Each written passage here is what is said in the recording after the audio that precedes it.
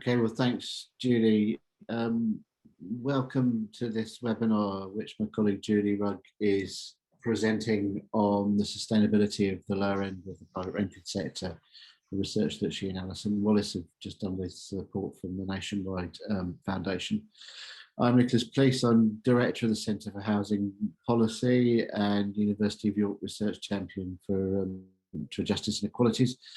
I'll be chairing the session. A couple of housekeeping points before we start. So just to remind you that we are being recorded.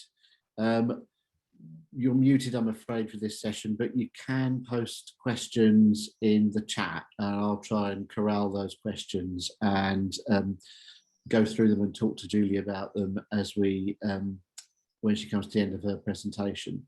So the structure of today is Julie's going to talk for about 40 to 45 minutes, and then she and I will have a discussion based on your questions around the chat. So I think we can just go straight to Julie's presentation now. Thanks very much, Julie. Great, thanks ever so much, Nicholas. I'm going to now attempt to share my screen, which is always a little bit frightening, doing something technical. Right, okay, I think we've got it right. So thanks ever so much. For those who were here yesterday, I have actually loaded up my computer with energy this time, so we shouldn't die in the middle. So here we are. Thanks very much for attending today. And this presentation today is the second presentation in a kind of a series that will be pulling out some of the principal findings from a report on the supply of property to the lower end of the private rented sector. So yesterday we spent some time talking about landlords themselves, and I'll be repeating a little bit of that information here today, but then sort of taking that information in a new direction. But really what I wanted to do today is pull out some messages that I think might be of particular interest to local authorities, and really to start a discussion, because I think some of this research provokes a discussion, and we'll come to that in a minute. Tomorrow, we're going to be looking in more detail at the relationship between housing benefit and the private rented market. So another different discussion again tomorrow. Sorry, I'm just admitting some people there. Right, so, and as Nicholas mentioned, the talks are being recorded and the recordings will be available on the Nationwide Foundation website. So as I indicated, this research is really, let me just close that down. Is based on research which addressed the question of whether the supply of property to the lower end of the PRS is sustainable. And by sustainable, I suppose really the simplest way of thinking about it is whether supply to this part of the market will continue to flow at the level we need it to flow at to meet the needs of lower income tenants. The research was commissioned by the Nationwide Foundation, and we used a number of methods to address some of our core questions. I had this problem yesterday that we are... all right, okay, here's the a link if you want to go and look at the report in more detail. Some of you may have done already. So some of the methods that we used, it was kind of a mixed methods kind of research. We did some secondary analysis of existing large data sets to get a handle on what we mean by the lower end of the market. We did some secondary analysis of the English Private Landlord Survey, and we added some questions to the BDRC omnibus that's aimed at landlords and happens every quarter. And we interviewed some sort of stakeholders, people with a really good overview of what's going on in the market. So industry representatives, people in mortgage finance, charities engaged in the PRS. And we talked to some local authorities as well, more directly. And we also interviewed 55 landlords in a lot of detail about their letting practices at the bottom end of the market. One thing I've really got to stress here is that we're talking about the lower end of the private rented sector. And actually my feeling is beginning to sort of think that there are practices that are slightly different here, related to more common practices in the middle part of the market.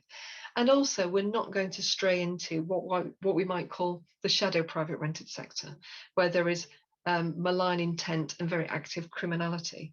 It's a part of the market that we weren't touching at all.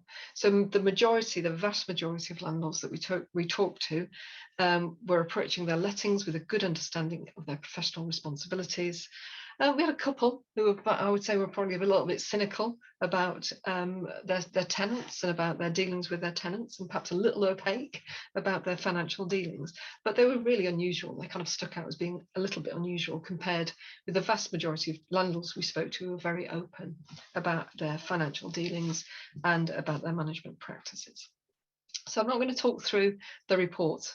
I'm going to present some findings or just some observations coming out of the report with the objective of kind of starting a discussion. And the discussion really that we have to have now is, how are we going to deal with a reduction in private rented sector supply, and specifically a reduction in supply to the lower end of the private rented sector? So these are the things I'm going to be talking about today. First is, how do we understand the lower end of the private rented sector? We've got to think a bit about landlords in the housing benefit market. I want to talk about the role of intermediaries in the housing benefit market. And I'm going to talk a little bit about local authorities working with landlords, because landlords talked in some detail sometimes about their experiences of working with local authorities. And I'm going to start this conversation about how we start to think through the consequences of a reduction in supply. So I'm going to begin by thinking about how we define the lower end of the private rented sector, because it's a term that we kind of might use, but we're not necessarily particularly caught up in any definitions of what we might use to define it. And we know that if we're thinking just in terms of, sorry, I've got to let these people in. If we're thinking in terms of demography, we could be talking about people who are paying lower rents. Sorry, I'm just being distracted. I should have given this to somebody else. We could be talking to people who are in receipt of benefit to help them pay the rent. We can be talking about people who are on lower incomes, and we can be talking people who are in poverty, defined by those kind of terms. And if we actually look at all of those things together cover around 55% of the market. So actually, that is quite broad coverage. But it's really kind of not that simple. If you sort of pull out some of these characteristics, which I'm not able to do because my screen is frozen. Here we go. And create a kind of a Venn diagram, what you find is that actually we do have some people who are receiving housing benefit but not necessarily paying the lowest rents, or they're on the lowest incomes but they're not necessarily receiving housing benefit. So in actuality, the demography is rather more confused than you might think. And I think one of the things that we're concluding is that we're not talking about a single market here at the bottom of the sector. There's different characteristics kind of going on there in terms of demographies. So one of the things that we kind of we thought we might do is to actually look at, how do we distinguish between people who are at the bottom end of the market and working, and people in receipt of housing benefit at the bottom end of the market? And there are some key characteristics, as you might imagine. So the key characteristics really sit around people's ability to be in work. There's some age demographic characteristics that are really very different. So younger people, for example, much less likely to be at the bottom end and in receipt of benefit, because we know actually that benefit availability is much more restricted for younger people under the age of 35. And we can find that actually, if you're a couple without children, the chances are you're not necessarily going to be receiving housing benefit because your working income is possibly sufficient for you to pay the rent. It's those kinds of differences that are really quite interesting. Right at the, we've got also their lone parents. If you're a lone parent with caring responsibilities, again, you're much more likely to be reliant on housing benefit than to be at the bottom end of the market and not receiving benefit. And these things are quite important, as we'll see later on, because they present landlords with different kinds of opportunities and options for how they decide between the kinds of tenants that they want to accommodate. Because these differences really are important. I mean, one of the things that's quite important here is a slide that I'm showing you that talks about financial difficulties and payment commitments, looking at these different subgroups. We can see that if you're at the lower end, reliant on housing benefit, you're much, much, much more likely to be falling into financial difficulties and problems with paying the rent compared to somebody who is in work. And also paying regular bills, but also behind in paying your rent as well. So this is something that landlords have to also, they're also sort of keeping in mind in thinking there is some precarity with that group there. But there is one big advantage that's posed by lettings to people at the lower end of the sector, and that is the length of the tenancies that they're seeking. So one of the big advantages that landlords see with letting to people at the bottom end of the market is the fact that they tend to stay in their tenancies for much, much longer than is generally the case in the private rented sector. So we can see here that where we're talking about the housing benefit receiving group, 41% are still in the same property after 5 years or more. The non-housing benefit group are still at the lower end, 34%, and that compares with everybody else that's not at that lower end at about 20%. So housing benefit recipients twice as likely to be in their tenancy for 5 years or more. And for landlords, that's a really big financial incentive to be letting to that group, because tenancy turnover is a big cost that a lot of landlords really want to avoid. And actually, and it kind of runs counter to the notion that the bottom end of the market is characterised by a lot of churn. We know that actually the rates of churn at the bottom of the market are far less marked than in other parts of the sector. But it's also clear, I think, that there's quite a difference in geography as well when it comes to these sort of different sort of demographics. Geography plays a really big role in defining the mix of tenant types at the bottom end of the market. Higher rents and a limited supply of lower cost rental properties will push more households to make benefit applications to help pay the rent. So we see differences here between people whose need is characterised by economics and people whose need is characterised by personal vulnerabilities, and there's a slight difference in how that works. So one case in point is the proportion of working households receiving benefit. So housing benefit, so this proportion really does vary across the country. So we can see on the slide that I've put here that the kind of highest and lowest proportion I've highlighted just to make it easier to spot. In the northeast, 42% of housing benefit recipients are in work. That goes all the way up to 61% in the east region. So quite a lot of variation there, which kind of underlines some of landlords' preferences about who it's possible for them to let to at the bottom end of the market, and how far it's possible not to let to somebody in receipt of housing benefit. If you've got a lower value rental, it's still possible to find an alternative tenant who's not receiving benefit.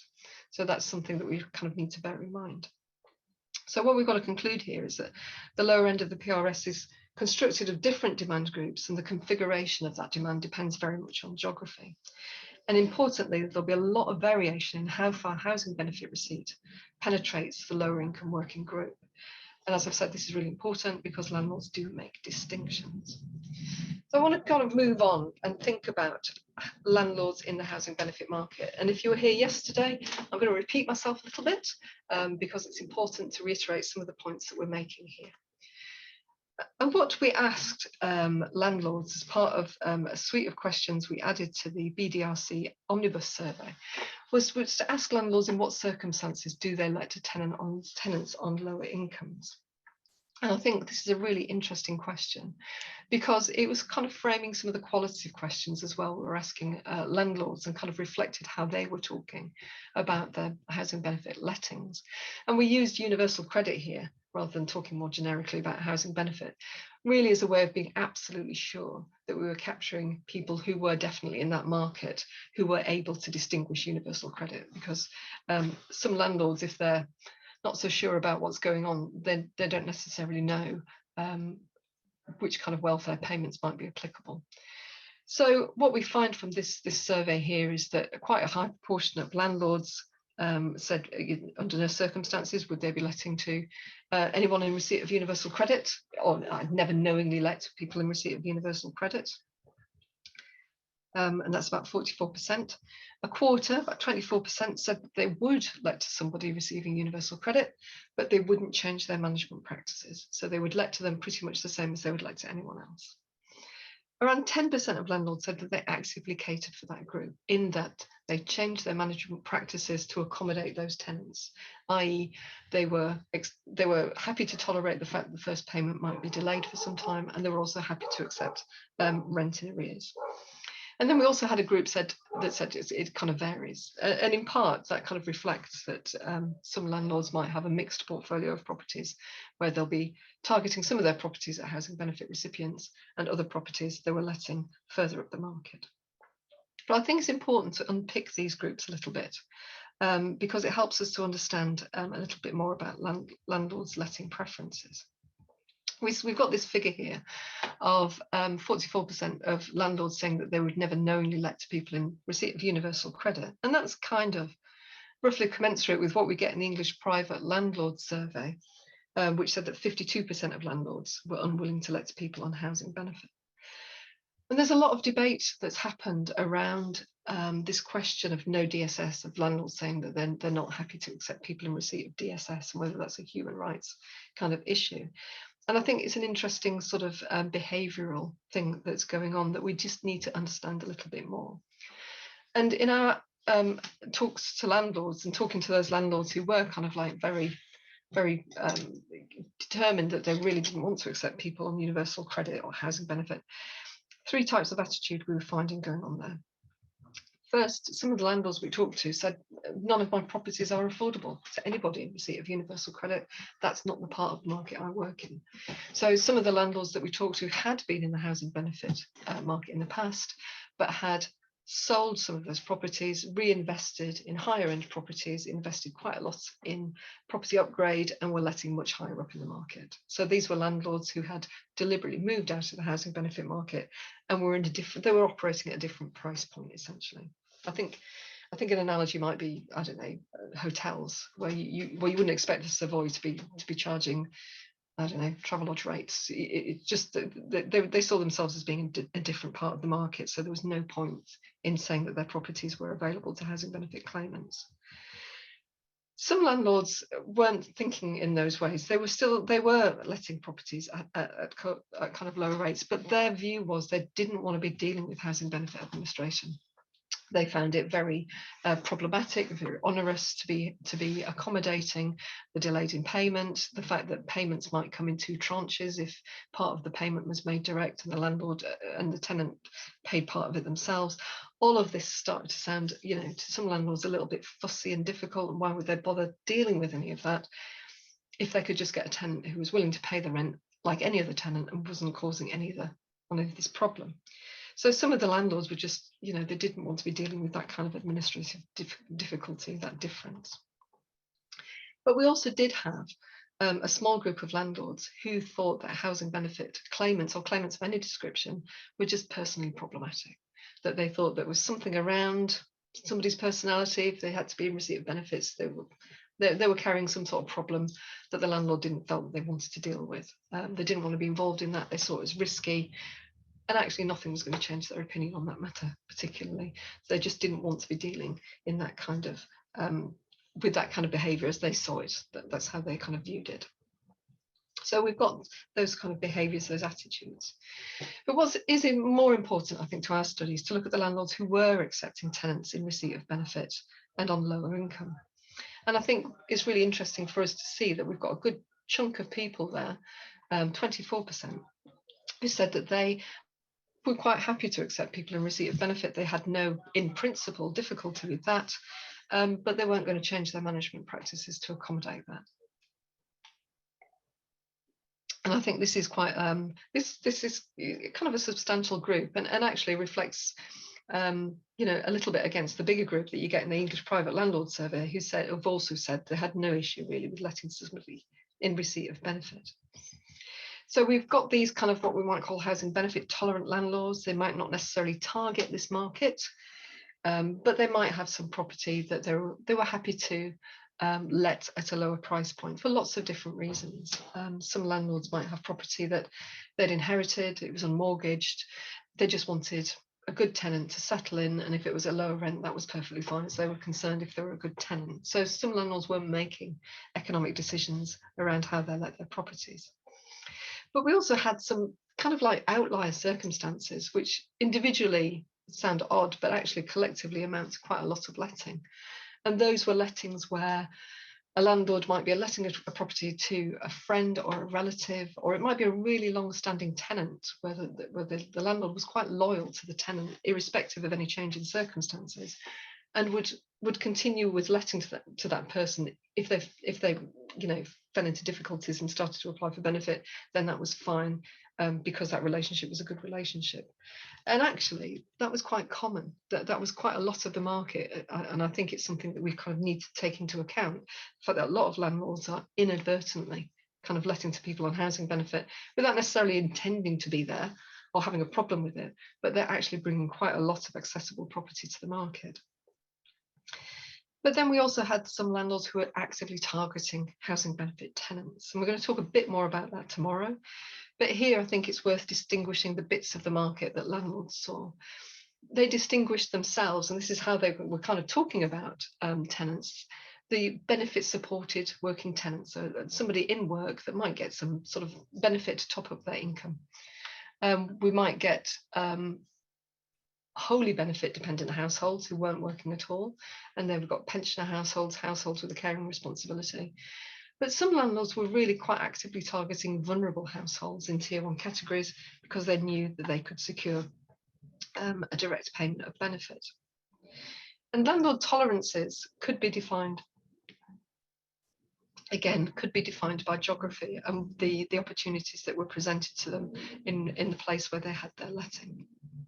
And we know that the housing benefit receipt as a proportion of the general private rented sector market is really quite variable.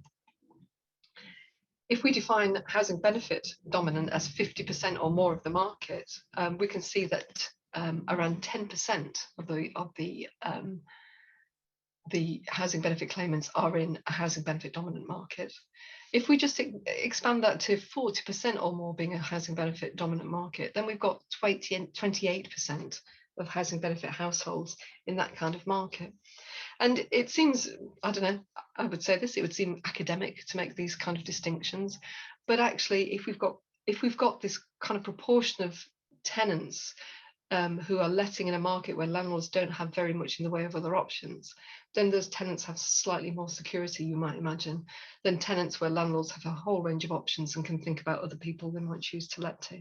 So it's really quite important to think about what the local flavour of housing benefit lettings looks like. And there's a lot of regional variation too going on, as you can see by this slide here.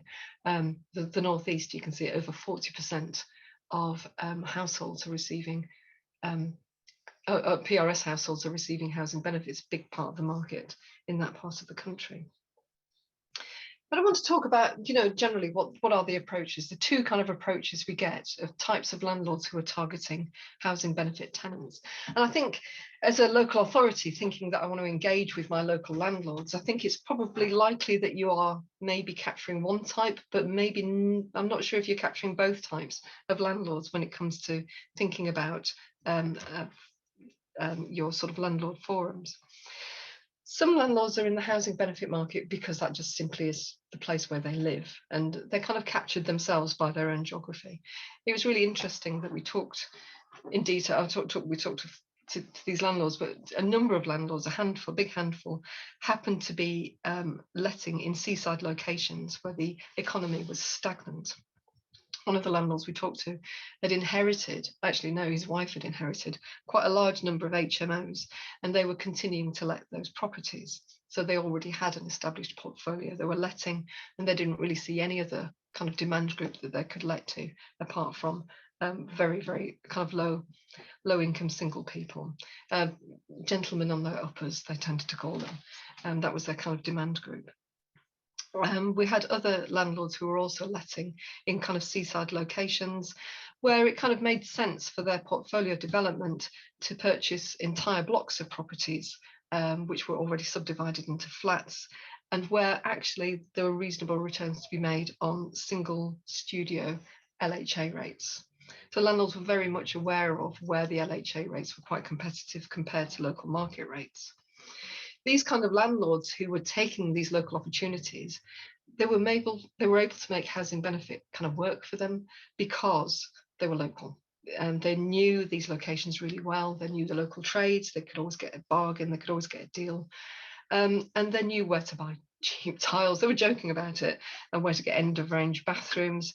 And they had good working relationships often with local housing benefit teams, and some experience of working with local authority homelessness teams. And I'll talk about that a little bit later. So these were sort of very localized landlords. And some of them did feel a little trapped in their circumstances, that actually it was very hard for them to continue being landlords in those locations and not be at the bottom end of the market, because there was very little other kind of demand in those locations. So that was that group. But there was also a second model, and the second model was really interesting to me, because that was groups of landlords who were coming from outside an area and investing within an area because they saw that area as being particularly profitable in terms of the relationship between a local housing allowance rate, house prices, and the kinds of tenants that they could secure. We know that local housing allowance rates are based on broad rental market areas that were set some time ago, and some of those BRMAs, I mean, they started off being a bit of a blunt tool, but now that in some cases they're really just completely out of kilter with how the local market operates. So in many areas we get a sort of a mismatch, that where the averages mean that the higher, more expensive areas are less affordable, but actually the LHA rates are reasonably good in the lower end area parts of the local house of the BRMA. And a couple of local authorities told us, in their area they've got a little enclave of just in that little town that's part of our local authority area. Actually, the LHA rates are quite good because the rates have been inflated by some much wealthier kind of settlements in other parts of the BRMA. It's really clear that there are larger business landlords really well attuned to the opportunities presented by these mismatches that sit within the local housing allowance rates. They're very much aware that actually there are some locations where rents have been very stagnant for a long time, but where the LHA rates are actually pretty good in comparison, and in some cases might be even slightly higher than what you would secure from a working tenant. And that's really interesting to see that those opportunities were being spotted, particularly since we were talking about house prices being quite low. So those larger scale business landlords were looking to find opportunities in those locations. And I think this is an area we need to do an awful lot more work around to see where these mismatches are occurring. But really, ingress into these locations really depended very much on securing property at the right price. So landlord interest in these areas wasn't necessarily pushing prices up, because that would mean that the model wouldn't work, because you had to purchase at a lower price. Generally speaking, the model was to purchase at a lower price, invest in refurbishment, remortgage the property to realise the capital, the equity gain, and then use that excess gain as deposit on your next property. So actually buying very low, refurbishing, remortgaging, that was the sort of pattern a lot of landlords were using. The bigger business landlords who were doing this kind of operation weren't necessarily living in the locations that they were purchasing in, because for the most part they were employing people as letting agents, as managing agents, housing agents, and maintenance crews. So they had an infrastructure set up to manage those portfolios. And they were making more strategic financial decisions about where to deploy their capital, depending on where the local housing allowance rate, compared with local prices, looked to make a good return.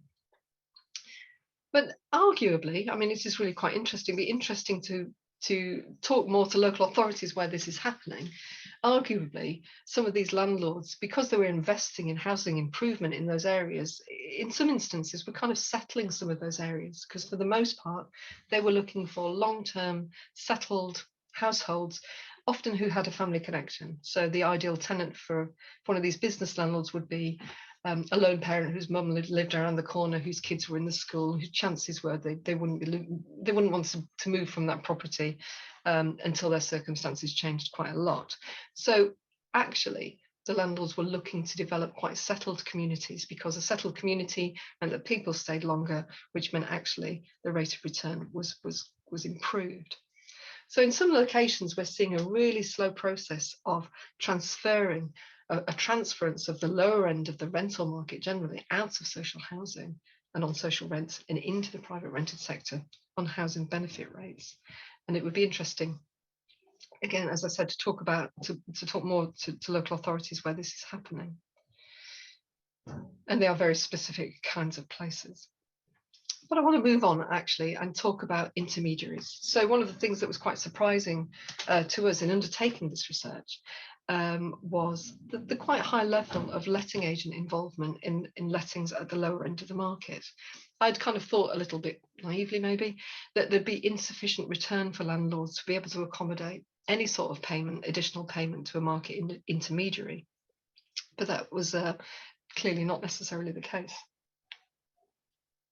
We're very fortunate the English Private Landlord Survey does include questions that are aimed at letting agents.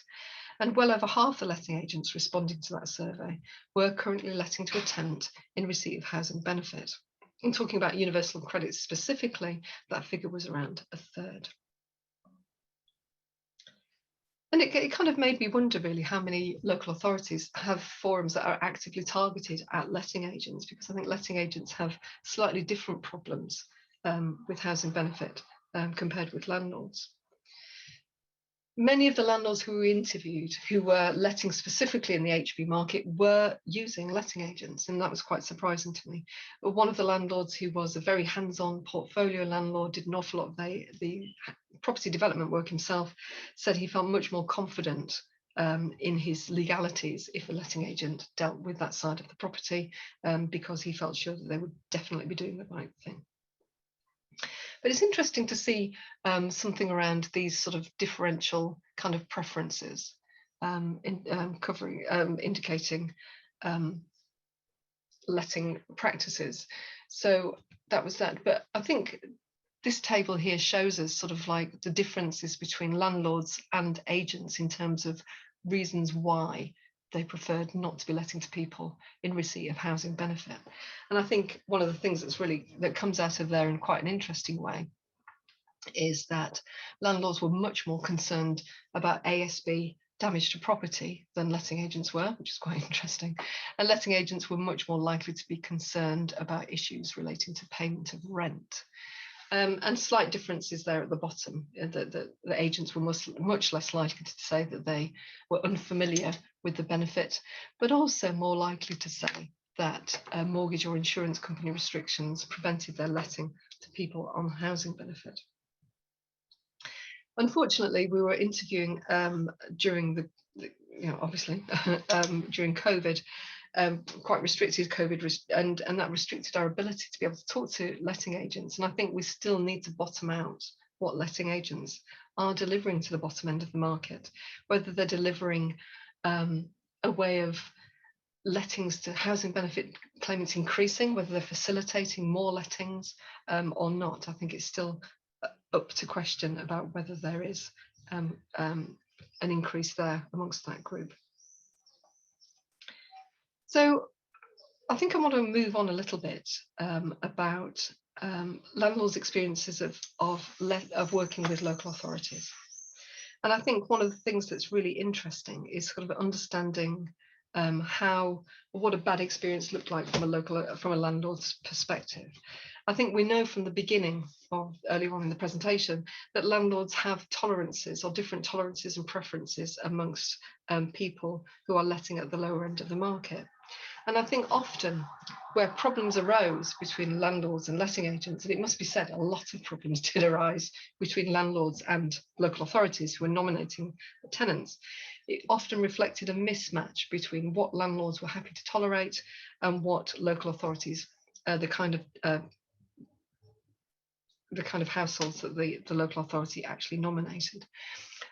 Landlords had a lot of horror stories around nominations, it must be said, and nomination horror stories were very clearly, common currency amongst landlords. And I think it's really kind of important, I think, to sort of understand that a really bad experience for a landlord won't just affect that landlord. She will tell an awful lot of other people, and it becomes the common story of the experience of working with a local authority.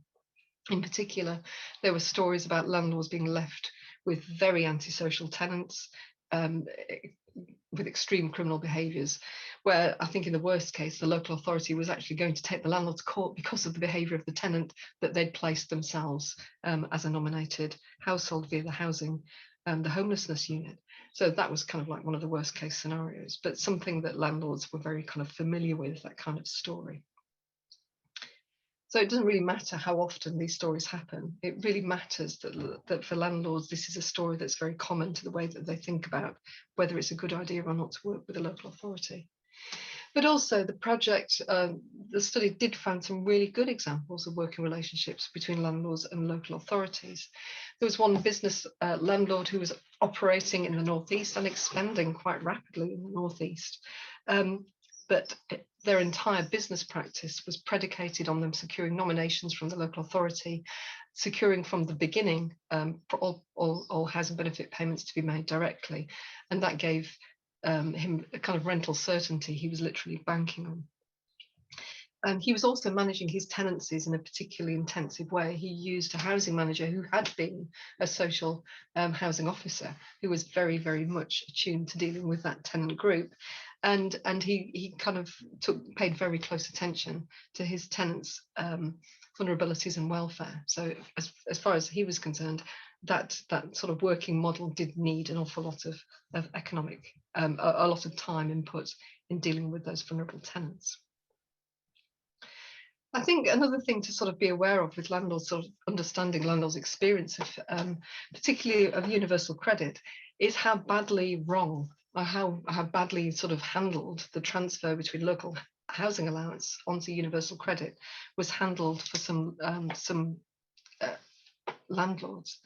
It was often the case that landlords could have really long-standing experience of local housing allowance, were very attuned to it, very happy to work with it, have quite close working relationships with the local authority, knew people by name within the Housing Benefit Office, then they knew them by name. There was quite a close working relationship. But when universal credit came, all of that changed, and a lot of landlords felt cut adrift by universal credit and felt that their kind of input, their ability to help their tenants was kind of devalued by the fact that no new relationships were actively being forged by the local authority to sort of keep them on board. And that was one of the big reasons why landlords were starting to withdraw from the housing benefit market. And I think I'm just going to sort of end by talking about this withdrawal, because it was really quite marked to see amongst the landlords that we were talking to. So yesterday we talked about landlords stepping back from the market, and stepping back for a number of reasons. So they're stepping back because they're aging out of the market. We've got a whole cohort of landlords who are now in their 70s and 80s who won't be with us for much longer, I don't think. We've got landlords who are taking a hit as a consequence of tax changes. We've got landlords who are unhappy with the consequences of very risky regulatory burden as they see it. And a lot of landlords very unhappy with the removal of Section 21, because they see that as a very big change to their working practices, and a very big a reduction in their ability to protect themselves against antisocial behaviour and egregious rent arrears. But this withdrawal from the sector of landlords, I think, provokes us. We have to start a new conversation now about what we're going to do about the fact that supply of property to low income tenants is now going to start reducing, or is reducing and changing. The private rented sector is reconfiguring. We can see this here, this sort of illustration of reduction in the percentage of PRS households.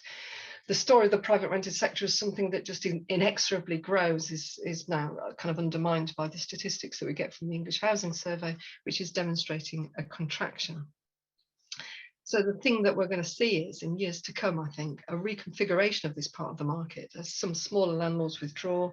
They're not necessarily going to be replaced in great number by new landlords coming to the market. We'll still see some new landlords coming, but not in the same number. And I think what we're going to see is an awful lot of attention paid to the middle of the market. So I think new properties, new offers, new branding is coming with build to rent to serve demand in the middle of the market. And I think that's going to be fine. I don't think that's going to do badly. But I think we've got to give really serious attention to what's going to happen with reduction in supply to lower income tenants, because that's part of the market that's really not been given any attention at all. I mean, you might be quite happy. You might be quite happy that we're seeing a fall in the number of smaller landlords in the market. But that supply does have to be replaced one way or another. And we are seeing a sharp increase in temporary accommodation. And I think that's a very expensive way to house a third of renters at the bottom end of the private rented sector. So in the sort of short term, I think one of the things that we really need to maybe pay a little more attention to is how we support landlords who are already in the housing benefit market. We know that some landlords are disaffected and they're looking to leave, but I think it wouldn't take a great deal to persuade them to stay. Things like a dedicated helpline sounds very simple, and I'm sure a lot of local authorities are already pursuing this. So that landlords can have somewhere to go to discuss a benefit claim and to discuss how to resolve problems with a benefit claim where that tenant is falling into real difficulties, I think would be beneficial. I think it's clear that landlords need to understand how to forge a relationship with Job Centre Plus officers, because clearly that's something that needs to happen. And when we look across landlord types, we might think that, okay, some landlords are in the market incidentally or accidentally. It would be beneficial, I think, to everybody if that experience was a good one. You know, if they found actually it was quite easy, there's no reason why not to continue letting to somebody in receipt of housing benefit, because there were no problems with it as far as they were concerned. And if any issues came up, they could contact the local authority and it was sorted out very quickly. And I think we need to maybe think about how to support the portfolio landlords who have quite a lot of housing benefit lettings and who are still finding their way around universal credit, finding it a little bit difficult to negotiate. None of the landlords that we talked to said that they found their local authority really helpful in dealing with the transition. So they found themselves very isolated in dealing with that transition. And I think that's something that it would be good to do something around.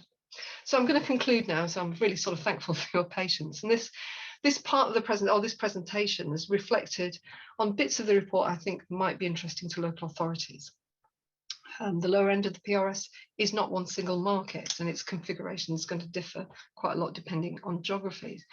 The landlords that you're going to be dealing with as a local authority are going to be very, very variable, and they'll not see the market as a single market themselves. They see lots of different kinds of opportunity and risk. And I think that means that responses as a local authority have to be similarly variable to see or to accommodate that risk and help landlords to negotiate it. So I'm going to bring this to a close now, and I think I shall hand over to Nicholas, who's going to chair and deal with questions. Thank you.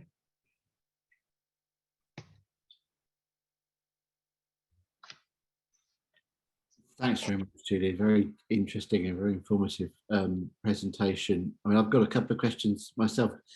Just for a reminder, everybody, that you are, I'm afraid, muted by the conference setup. So do please type any questions into the chat and I'll convey those to Julie. I've got one comment from Carol, first of all, which I don't know if you'd want to respond to, Julie, and she says that local housing allowance rates are dependent on how diligent VOA are in operating to capture local market rents. Is there anything you'd like to say around that comment? I think that there have been some difficulties. So in some senses, we're dealing with some sort of historic practices in the freezing of the rates, and it's that period of time where the LHA rate was set. It went up by CPI for a little period of time. It was frozen for a bit. All of this, you know, we're capturing landlords at different parts of this journey, which means that some areas it's not necessarily kept up with local rates. So I think we need to do a little bit more work on where the mismatch is happening and how those rents are being collected. So I agree with Carol. I think we do need to do a bit more work about just how closely and the kind of data that the VOA is collecting to set its rates. But also we need to do more to refine the broad rental market area boundaries. Got another comment from and sort of question from Lionel. I think this kind of speaks to the work that you've done around local and social letting agencies going back a bit. So Lionel says a hybrid service of letting agents and a welfare team could be a response to landlords being wary of renting properties to the lower end. So you'd have a letting agent dealing with legalities and the welfare element looking at the tenancy issue and the type of tenants and those kinds of questions. So I don't know if you'd like to talk to that a bit. Yeah, I think there's been a lot of work done around social lettings agencies. I think, and it's an area where there's kind of a lot of interest in understanding the places where it does work and how it works. So I think the difficulty with this tends to sit around definitional kind of frameworks. I think sometimes social lettings agencies can be over, what's the word? They kind of tipped over a little bit by the costs and the expenditure on tenant support. So I think there's got to be sort of an understanding of the kind of tenants we're looking at. I think social lettings agents are particularly good where you're helping tenants who just have an economic need, you know, who are finding it difficult to negotiate getting a place in the PRS, but once they're in, they're pretty settled. So I think we've got to sort of think about where letting agents should be targeted and where do they do the best work is something I think we need to think about. Okay, and another comment from Carol. So she's saying the downside to universal credit is it's very difficult to understand, and it has its rolling 4-week cycle with little chance of recovery if tenant circumstances change or misunderstood. This is something that's been talked about a lot, about the adjustment lag in universal credit more generally. And so they can be thrown into arrears and not much can be done by the landlord to recover those arrears. Anything around that, Julie?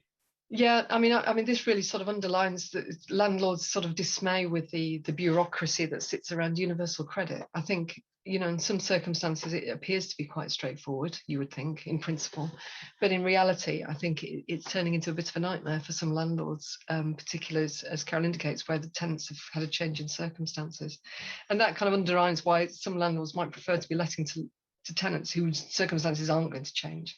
You know, it might be as well to go for somebody who's working because they're kind of more responsible. That's the landlord view.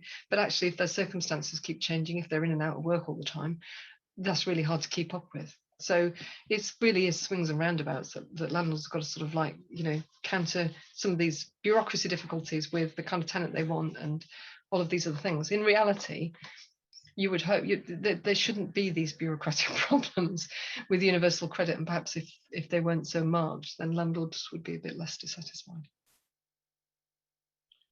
And again, a reminder, if you do have any questions, do please put them in the chat. I had a question because a lot of my work focuses on homelessness and on housing supply, particularly in those areas where the housing market's very overheated and where the lower end of the PRS is absolutely essential to providing settled accommodation around statutorily homeless people and also around the preventative and relief duties that local authorities have. So this thing about the nominations, I mean, it seems kind of a very ill-considered and very risky strategy for local authorities to not be thinking about who they were placing with private landlords because of that kind of ripple effect every time that there was a mistake.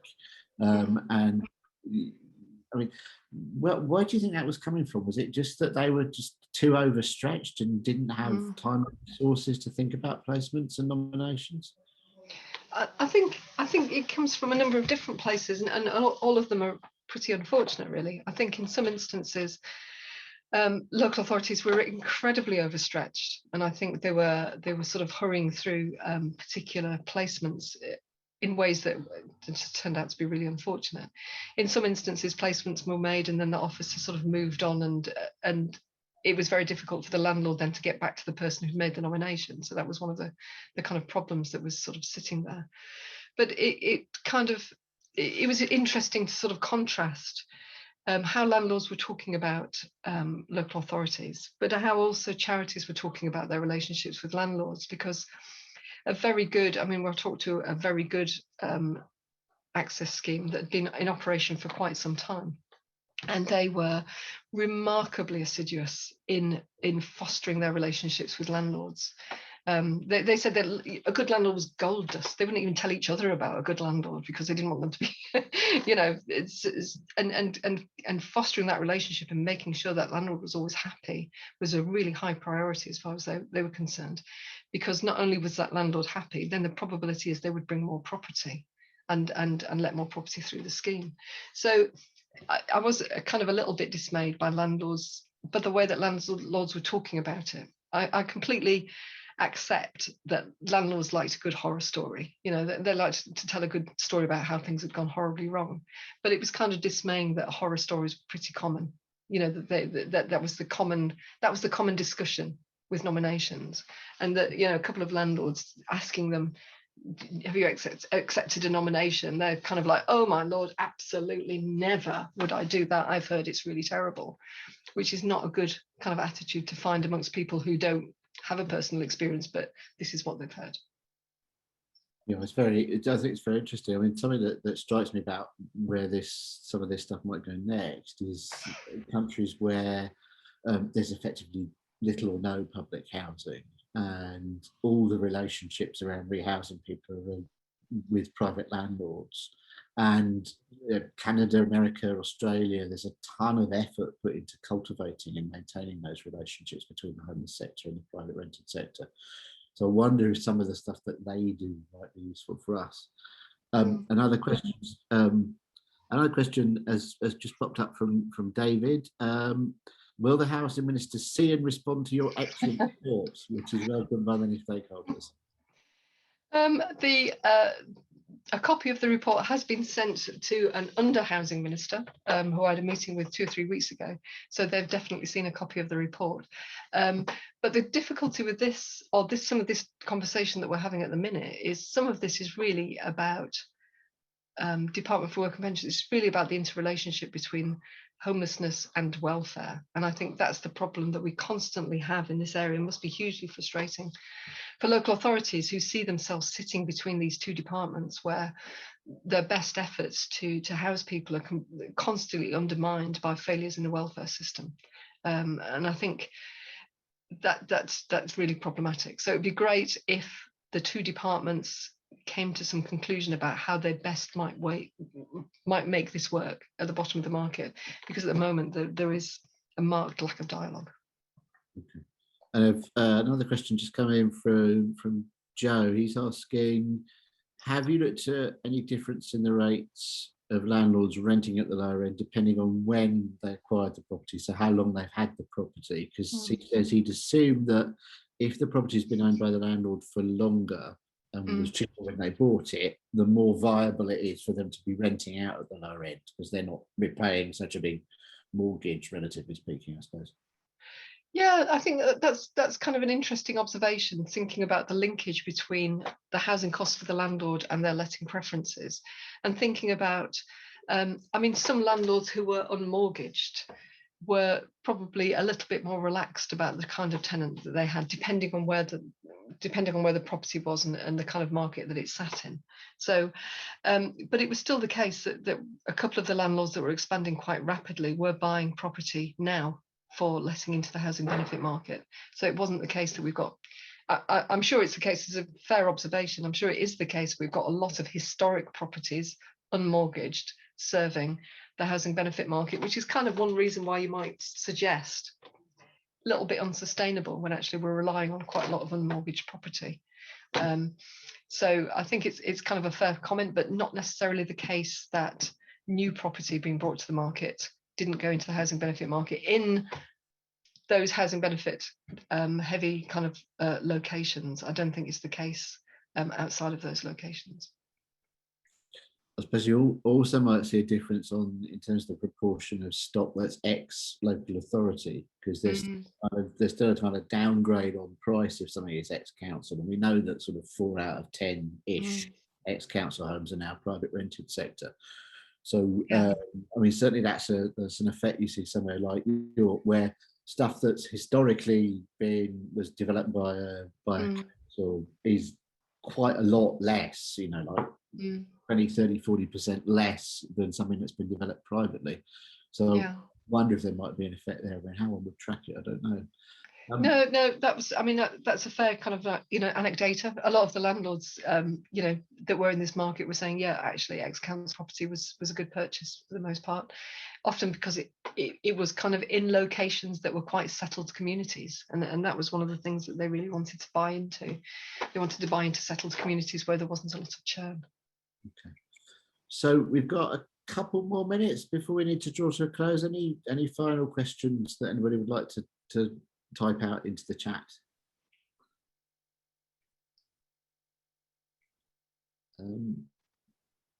Okay, well, I think we can probably, if that's okay, we can with you, Julie, we can draw to a close. Absolutely, thank you very much for an excellent presentation, and thank you to everybody for coming along and for their very interesting questions. And yes, great event, great research.